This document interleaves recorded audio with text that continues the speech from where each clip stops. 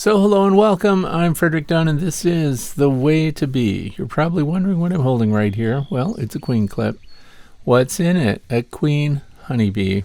And it's because I found a swarm recently on a tree in my lower apiary meadow, and I decided to take a look at it. And while I was watching it, wouldn't you know it, there was a queen right on the surface. So I decided to make a video. And I collected her. You might be wondering also why there's a rubber band around this, and that's because this kind of a clip often lets young queens out. And I highly suspect that this is a young queen, maybe even an unmated virgin queen. And here's the swarm. Look at this. Now it's been hanging on this tree in the lower meadow, and this is July the 12th when I'm starting this out. And I'm going to hang this queen in the clip on this 7-gallon semi-translucent bucket. And we're going to attract the rest of the bees from the swarm cluster into this bucket. Now this has worked for me several times so far. Now I put a queen excluder over it. This is a wooden framed 10-frame Hive queen excluder. I got this one from Better Bee. Now I put it on there, and what I hope to do is then of course attract the rest of these bees into the bucket.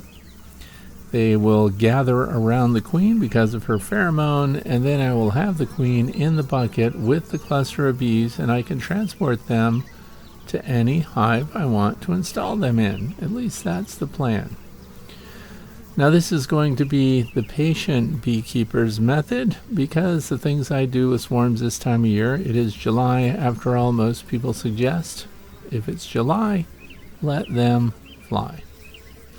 Well, I just like to fool around with swarms. The chances of this swarm surviving on its own without the help of a beekeeper this time of year are just about zero.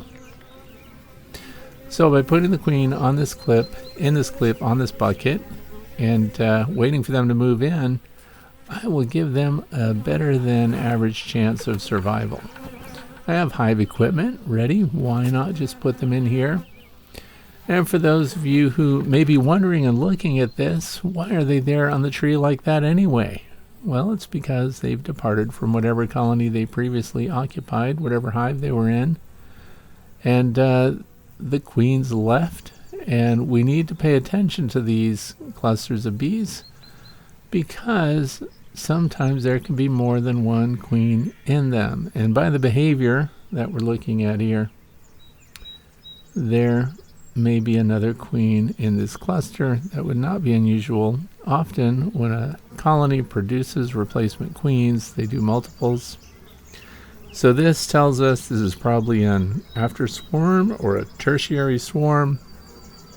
Early in the spring we would get a prime swarm of bees, and that would be the queen that wintered over, and out she goes with up to 70% of the population of the hive. But here we are in July. See? So what we have now are queens that were produced later in the year. And this is why the philosophy is to let them fly, not pay any attention to them, because ultimately, of course, if you're in it for income, it would not be worth the investment. But for me, the curiosity and the opportunity to fool with them is enough to inspire me to hive them up. So I took the queen in the clip, I put her on that woven wire fence, and what did I do? I sprayed that swarm with fresh water, and I shook them into this bucket off the branch, and then I put the queen excluder right on top again, because if there's another queen, she's in there. Now I'm going to be able to tell if there are two queens, because if the queen is in this bucket, you know what will happen? Rather than flying out and joining the queen that's on the woven wire fence, they will stay on this bucket. Not just that, they'll tell us that the queen is in there by advertising with their pheromones. So these are worker bees. The workers are females. All workers in the beehive are females. Now the males are drones. You will see a couple of those zipping around, but they are not decision makers on any level here. All the decisions are made by the females, and there you go. See the ones that are on this queen excluder with their abdomens high in the air, fanning away, what does that tell us? Well, it tells us that there is a queen inside this bucket. Not just that, based on the numbers that are gathered around her, she is more popular than the queen that is on the woven wire fence. So now I have my suspicions. The one that's in the bucket is likely already mated, which means that she can produce eggs right now. This also means that she's much more appealing to these other bees because what's their goal? Survival. And because they're on the move, they want to start a new colony somewhere else. Now, a queen that's already mated has a different pheromone. She's stronger in pheromone than the others, and she's more appealing to these bees than the one that's on the fence. So this queen in the bucket drew the most attention because instinctively she has the greatest opportunity for starting another colony and for them to survive. And by survive, I mean get enough resources together, build honeycomb, lay eggs, produce brood, and have enough stored honey by the time winter shows up. And these bees are in a climate that gets a heavy winter. They're in the northeastern part of the United States, in the northwestern part of the state of Pennsylvania, right smack in the snow belt. So what I've done is I've moved the bucket up against this nucleus hive, which has 5 deep Langstroth frames in it, and it's 2 levels. So the second box on this hive also has 5 deep Langstroth frames. Now in the past, I have successfully been able to get a colony into a hive this size, this time of year, and had them build up in plenty of time to get themselves through winter. So I'm confident that that's what's going to happen here. But I also want to let this kind of play out. I do like to let bees install themselves in hives, but sometimes they need a little encouragement. And so when I do that, I like to share how I do it, how I get the bees to move where I want them to be, and I also introduce equipment that you might find handy. So here we are, July the 13th, so this is the second day. And the reason I wanted to emphasize that is because once they're in the bucket, and they are, see they've all gathered around this queen, then if I keep them overnight, I can lower their selectivity, let's say. When they're looking at a hive they want to move into, if you've held them in a bucket overnight, then it means that they've collected together. It also means that they're more apt to move into a suitable space, which is the hive itself. The colony are the bees. The hive is the physical space they move into. So I'm also going to introduce you to a piece of equipment. This is the one-handed queen catcher. Now we have a queen excluder right here, and I highly suspect that the queen has collected herself on the underside of it because she can't get through. Worker bees can get through the queen excluder, the queen cannot. The drones, which are the males, also cannot get through the queen excluder. And I was trying to get them to, just go into this hive on their own. But they're very hesitant. Now what I've done is I carefully lifted this queen excluder off the bucket, and I tipped it against the landing board for direct contact, and this way the bees can start to walk into the space if they decide they like it. The ultimate decision maker is the queen, and I'm looking for her, keeping my eye out, and I have that one-handed queen catcher handy because if she shows up, I'm going to use that to collect her off of this queen excluder. I'm also going to take the control wheel off of the front of this hive. We also have bees in the 7-gallon bucket. And I'm keeping an eye out, but I'm not very hopeful that there's a queen there. I think she is, based on past experience, right on that queen excluder. And she can't go through it, so I'm going to see her when she's on the top of it. Now the good news too is that these workers seem to like the space that I've provided them with. Now there are no resources in this hive. There are just frames of drawn comb and heavy waxed foundation. So it's suitable for the bees, but they've got a lot of work ahead. They still have to finish drawing out comb. They've got to start producing areas for the queen to lay eggs. And look, there's the queen right there. So I'm going to cut away while I collect her with my one-handed queen catcher. And there she is. So that's the queen. She looks nice and healthy. She's very animated, so she's feisty. She was kind of a hider. She wasn't staying on the outside surface of those bees, so I have to keep control of her. Now, on the yellow part that opens and closes on the one-handed queen catcher, which is really designed to mark the bees, workers can pass through that opening, but the queen herself cannot. So more workers can join in. They stay there. They have to feed the queen, take care of the queen. She is their future. They've got a vested interest. And so I'm going to remove this control wheel off the front. And I thought that that way I would be able to open that round hole and open the one-handed queen catcher and put the queen inside. But I've rethought that. So now I'm putting an Apimaye feeder on top. The reason is because it's vented, and I want to use the queen's pheromone to draw them in without taking the risk of the queen scooting away and getting away from me. It's all about control at this point. If we control the queen, we control that swarm. So I'm going to put her in here. Now the Apimaye comes with its own cover, and I won't be able to put that on there because one-handed queen catcher is too big. These feeder covers have two positions. One's for candy, one's for syrup. We're putting it in the syrup position because I don't want a bunch of bees to move up into that space. So I'm just going to keep the queen in the one-handed queen catcher, which, by the way, even virgin queens have not walked out of these, so they're very handy if you happen to have one. The clip, remember, I've had queens go out of that before. So then I'm just going to put this double bubble. Sometimes you can get Reflectex. It's very much the same. This is an insulation, and I'm going to put it over the top, which will also kind of redirect some of her pheromone back down through these little vent holes into the hive, and then the bees will smell that at the entrance, and they'll come in. So I have this rigid foam board insulation cover that I put on my nucleus hives. So we're just going to put that over there. And remember, we don't have the actual Apimaye cover on that feeder. I'm going to leave that right on top.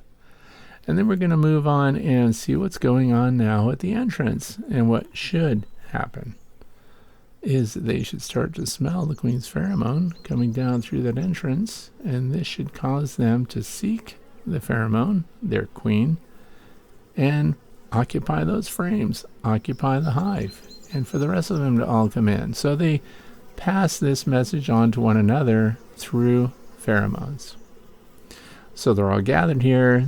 Remember, they're just trying to survive, and they are fully loaded with resources. So these worker bees, before they left the colony that they were in before, ate as many resources as they possibly could. Usually it's honey, and they filled their honey crops, and their abdomens should be nice and full and fully extended, and they are. So they're in good shape, they're in no rush, and those resources mean that they're prepared to start a new space to live in. Now these are hot days, by the way. It's in the high 70s and 80s. Now that may not be hot where you come from, but here in the northeastern part of the United States, these are hot, humid days. And that's pretty good because it means the bees were not in jeopardy. They were out overnight, remember. We also have storms coming up soon, so they need to get inside this hive. Also, let's not forget, we've got another queen hanging on this woven wire fence. So I'm also paying attention to her to see if she's drawing other bees onto that clip, and her performance is very low. So that queen that's in the clip that's on the fence would guaranteed not make it without a beekeeper. So here these bees are doing what I anticipated they would. They're following the pheromone, they're approving of the space, they're going in. If I had dead bees in the space, if I had frames of dead brood in the space, in this hive, then they could even reject it, even with the queen's pheromone in there. So it's important to give them frames that have heavy wax foundation or drawn comb that is pretty much cleaned out. And they're all waving their pheromone glands. And look here, you can see their abdomens are translucent. The sunlight is passing through here at the end of the day, showing us how full their honey crop is. So they can also go in, they can feed one another, it gives them the energy they need to perform, and it also will give them an opportunity to go ahead and store some of that. If there are cells that are already fully formed, they can put that honey in there, and then they can start foraging right away too. So it's all fun to pay attention to. The bucket now is physically up against the side of the hive. That queen excluder is leaning physically against the side of the hive. I found that even if you leave a small gap, 6 inches, 10 inches, if I just sat the bucket out away from it, we have to then wait for the bees to fly into the air, circle around until they fly through the pheromone of the queen that they're looking for, and then they rejoin. Now, another interesting spin-off here is because this queen on the fence is putting out her pheromone, and the workers that are with her are putting out a pheromone, they're actually drawing off some of the workers that are with this swarm. But keep in mind that they were both together to begin with, so this really is truly a popularity contest. And by popularity, I mean which queen is going to guarantee their future existence. So the bees are fanning at the entrance. I pulled that control wheel off. I thought I would use the one-headed queen catcher and hold it up against that opening and let them in. Another thing is I like to make sure that they are 100% committed here. If they stayed on the outside, I would not release the queen, because if I did, she could just fly away with them. Let's take a look at the control wheel here. The top left is a queen excluder. The top right is a bumblebee excluder. The lower left is the vent. You can also use that to close up the hive for transportation. And then, of course, the lower right is full open. So it has this 1/4 threaded bolt coming through that prevented me from using my queen includer on the front to keep the bees in. So now I'm just taking a gamble. So I'm going to open up this one-headed queen catcher through the feeder opening of the Apimaye feeder. And I have to get the queen to go down inside. Of course, she goes right away. Queens always want to do exactly what we want them to do. And she's doing donuts in there, and she's really spending a lot of time. It looks like she wants to fly up and out. Of course, she wants to follow the light. So if I had an entrance chamber that had a light in it, and then I could cover up the one-handed queen catcher, make it dark, she would naturally move towards the light. But we're going to get her in, open that a little bit, and we'll watch her make her donuts there until she goes down in through the opening. And once she does that, we will put that cover on, and then we'll have her inside, and hopefully the rest of the bees that are outside will move in, and then she'll stay also, because they'll take care of her in there. So the queen is in. She went down through that opening. Now we're going to cover it up, leaving it on the sugar syrup setting instead of the candy setting. Now no bees can come up through into that space. We're going to double check the one-handed queen catcher, make sure that the queen is not in there, because they can be slippery sometimes the way they move around. And then of course we're going to close it up, and later we're going to fill these with sugar syrup to give them the resources they need, particularly with the coming storms. But now we can sit down in the front of the hive and we can watch the bees pick up the activity a little bit and start moving into this hive. Now this is where the patient beekeeper part comes in. If you are really having to account for your time of the day and you need a lot of things done, this method of bee introduction is not going to be for you. This is for people that like to sit around and listen to the bees, watch them, see them make up their minds, and ultimately move in and form up this new colony of bees in this hive that we've provided for them. Now they probably will fill up these 2 5-frame deep boxes between now and the end of September.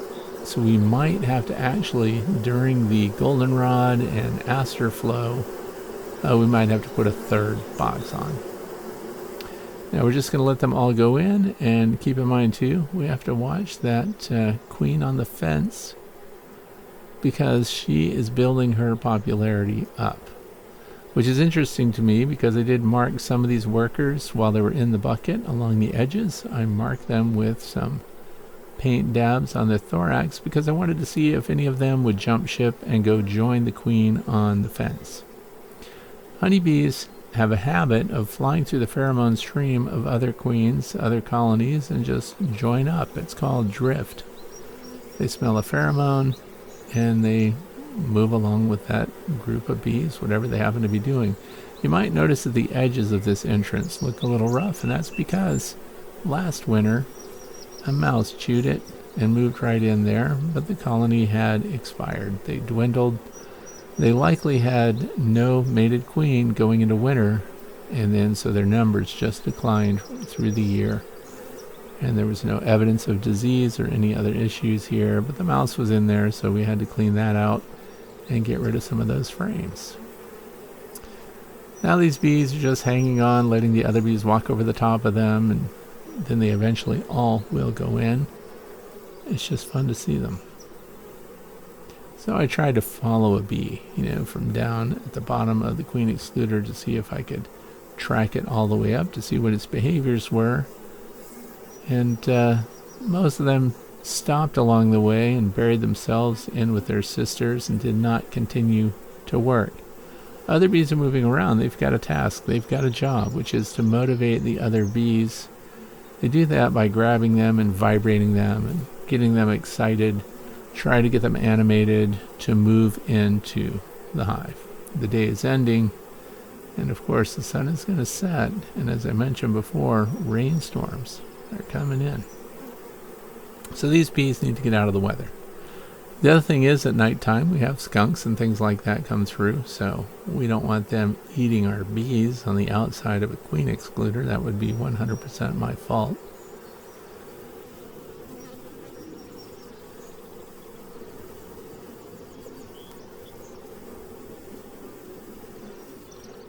Now if they were hanging on a tree branch, they all cluster, and of course the bees that are in direct contact with the branch use the little hooks on the end of their feet.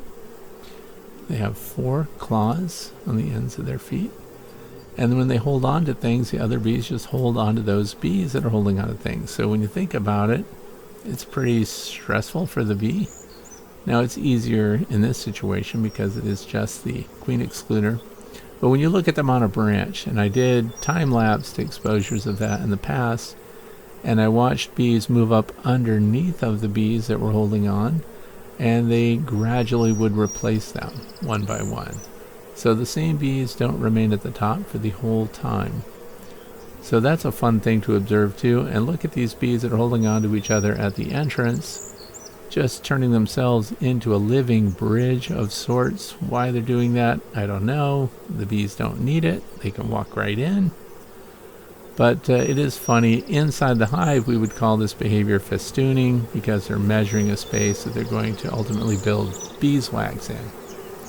But in the case of making a bee bridge going into the entrance, I don't know what to say about that. So now the bucket's empty. They've moved in. I also mark the hive, so I'll have this memory. I will know that they occupied this hive July 13th, and that means I can monitor it.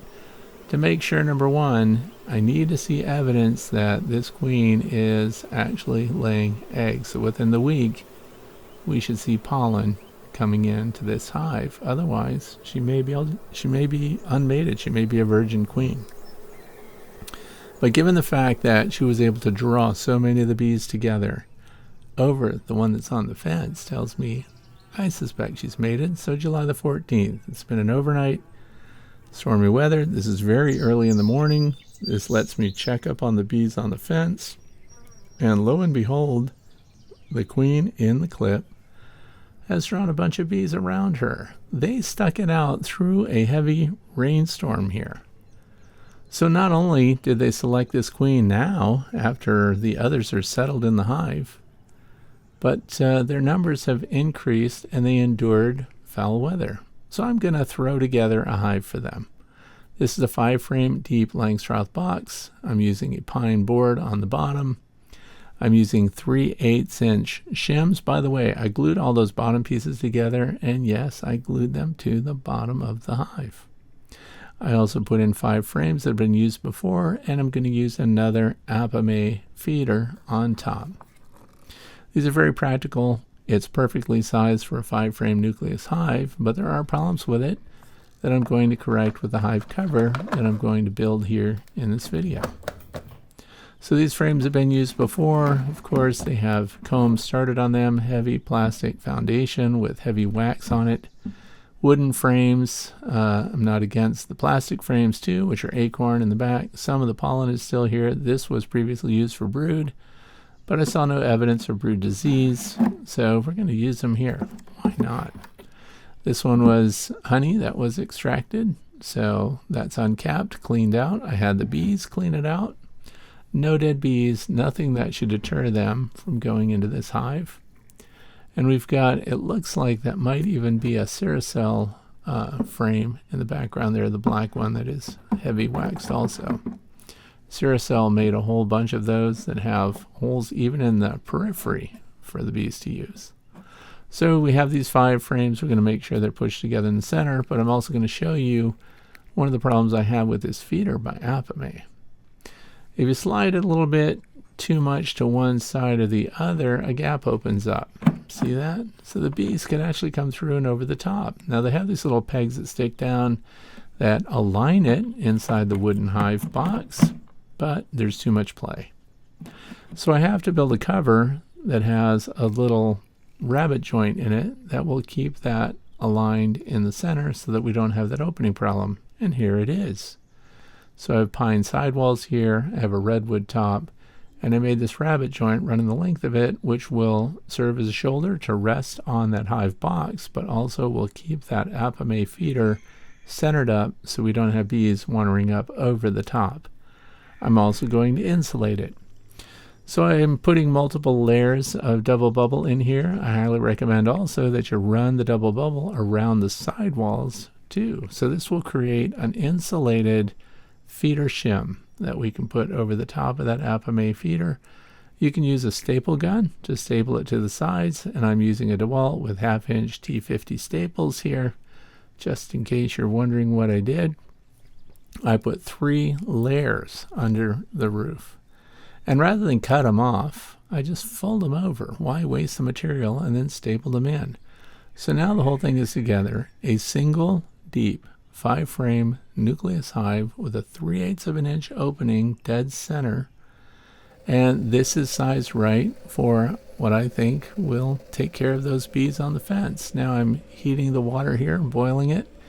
And I'm going to mix up some sugar syrup here, and then once it drops below 120 degrees Fahrenheit, I'm going to mix in some Hive Alive, 2 teaspoons per gallon. These are the conditions outside, July the 14th. There are the bees on the fence. So now we have to get them off the fence into this perfectly constructed nucleus hive. Keep in mind too that bottom board won't come off, it's glued in place. It's also got some brads going through it, so it's not going anywhere.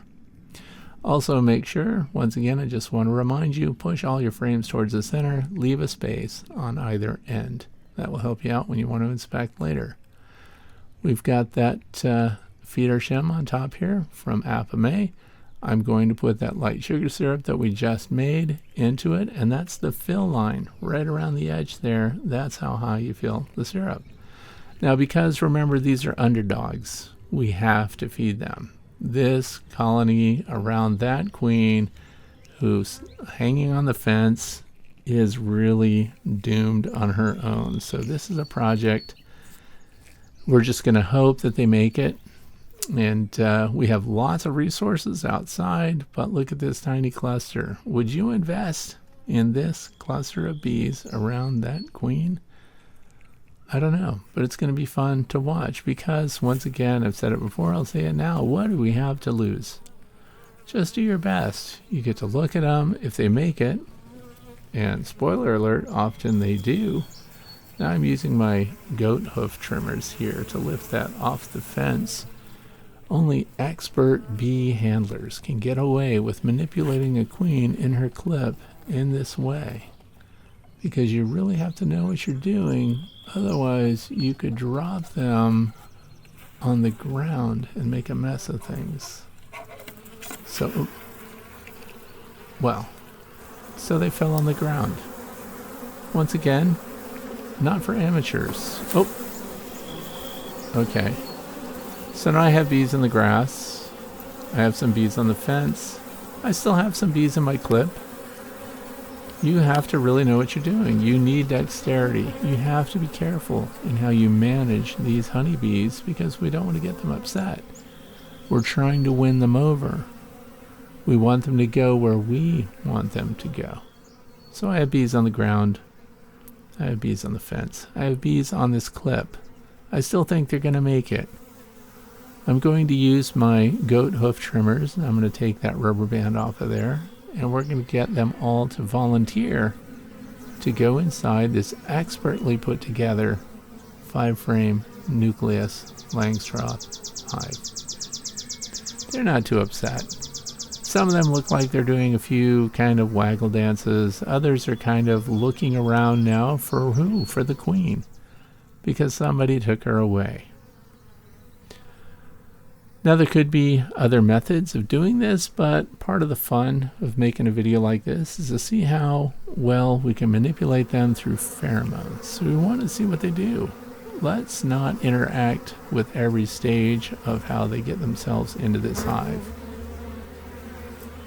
So I'm going to pay attention. I'm going to leave them in the clip on the landing board for a little bit here, and we're going to see if they'll just kind of fly off the fence and gather around her and join up, and of course then ultimately volunteer to go inside the hive. Look, they discovered her. Look at all these influencers. Their abdomens are high in the air. The Nasanov gland is open. They're spreading Nasanov pheromone into the air. So all the other bees around can know that the queen is there, and they'll join her.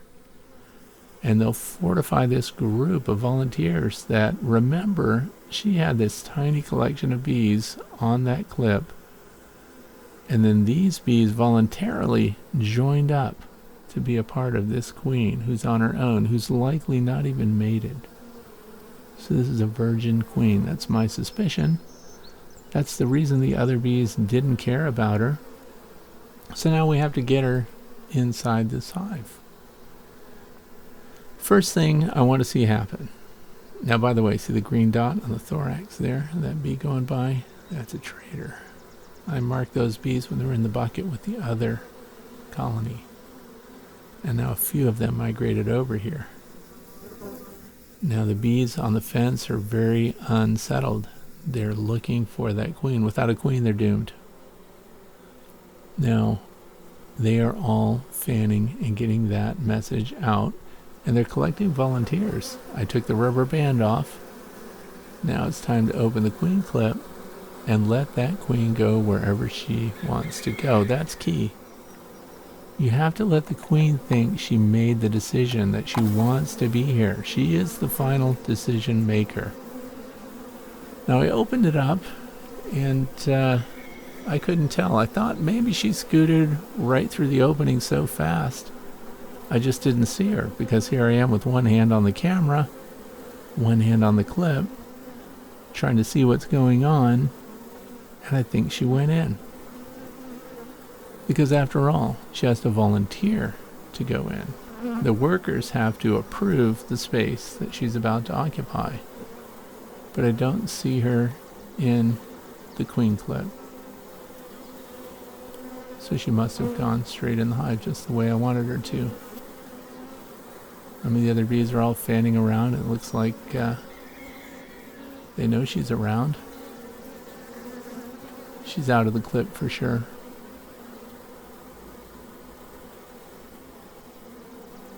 Yeah, they're just still congregated there because of her residual pheromone. I'm sure about that. Probably went right in the hive.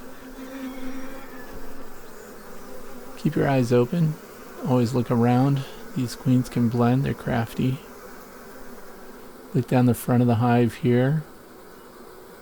Just checking things out and see, oh, there's the queen right there. So now I have to collect her again. Keep in mind, it's important. Let the queen go where she wants to go. Now the other thing that's interesting here, this is pure kismet. Do you know that the opening to this hive just happens to be the exact width of this queen clip that now had the queen bee in it? meaning that the bee will select to go through the only opening available to her. That's amazing. What a stroke of luck. And the queen went in. She's not in the clip anymore. We win. So we gotta carefully look this clip over and make sure the queen is not still inside. And she isn't. I'm so glad that she volunteered to move into this hive that we put together just for her.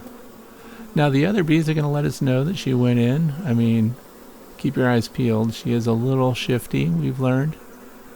But watch their Nasanov glands. Watch how they walk in. That's just residual pheromone that's got some bees up there. So I got that out of the pheromone stream. Now we look down the front here just in case. You can't be too sure. She might be outside somewhere, but watch their Nasanov glands. She's in. The rest of the bees are going in too. Let's revisit the bees that are on the ground in front of the hive. How they got there, I have no idea. But that's not where they should be. They should take to the wing and fly into the hive and join the rest of their sisters. Same thing for the bees that are on the woven wire fence. They should fly off of that fence and just move right into hive number 44, which is put together just to guarantee their survival. They're all happy. They're all advertising. They're inviting bees that are just flying by to join them. We can double check the queen clip, but there's nothing there but bees that are getting the last little bits of pheromone from where the queen used to be. And they're all fanning to get us to follow that pheromone down to the entrance of this hive. So they're going in. We win. That means the queen approved. She could come right back out. We're letting her do whatever she wants. Look how unsettled the bees are on the fence. They're starting to take to the air too. With all of this pheromone wafting out into the air, and all the bees and all the colonies that are also in this apiary, they're picking up a steady stream of volunteers. The numbers are increasing, and look, they left the fence just the way I said they would. See? They smelled her. They're flying off the fence. They're going where? To this above average house for bees, also known as a hive. 5 frame deep, ready to go. The bees are in. They don't even care about that fence anymore. Now they've moved into the hive box. So this is the 14th of July. We're going to check on them after an overnight of storms.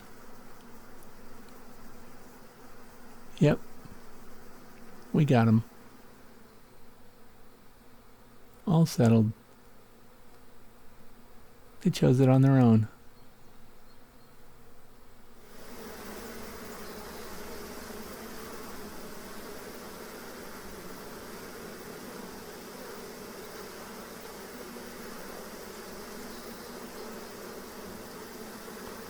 Now it's hard to imagine that all of these honeybees have chosen to move in with the queen bee that we found at the beginning of this video. They didn't care about her then. They didn't pay any attention to her. They ignored her. They all hung out with the other queen. But now that she's got this excellent new hive to live in, all of a sudden she's popular. All of a sudden they all want to join in and be with her. Why wouldn't they? They've got sugar syrup on top. They've got a reduced entrance, 3/8 inches high, the exact same width as a queen clip. All their Nasanov glands are advertising, they're celebrating that it's a space to be. And bees that are flying by are just joining in. So the number of bees in this hive are even greater than the number that were previously on the sidewall.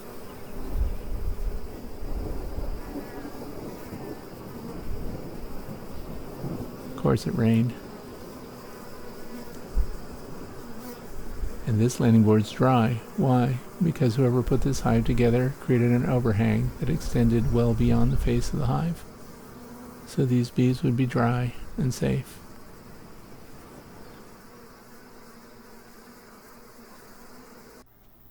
Here we are, the 15th of July. Business as usual. The neighborhood looks good. Lots of resources out there. Guard bees on the landing board. They have an entrance small enough to defend. This is very important if you have a small colony like this. Now the odds are against him, not going to lie. We're going to watch his colony, and we're going to watch for resources coming in from the environment.